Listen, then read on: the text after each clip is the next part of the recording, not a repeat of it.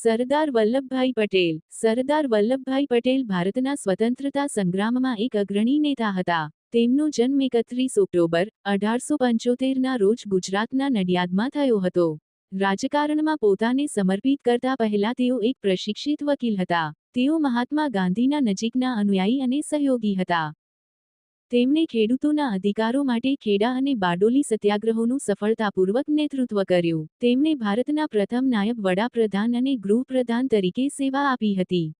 તેમનું સૌથી મોટું યોગદાન 560મી વધુ રજવાડાઓનું ભારતીય સંઘમાં એકીકરણ હતું. આ કાર્યને કારણે તેમને ભારતના લોખંડી પુરુષ નું બિરુદ મળ્યું. તેમનો જન્મદિવસ 31 ઓક્ટોબર રાષ્ટ્રીય એકતા દિવસ તરીકે ઉજવવામાં આવે છે. તેમની યાદમાં ગુજરાતમાં નર્મદા નદીના કિનારે દુનિયાની સૌથી ઊંચી લોખંડની પ્રતિમા સ્થાપિત કરવામાં આવી છે, જે સ્ટેચ્યુ ઓફ યુનિટીના નામે પ્રસિદ્ધ છે.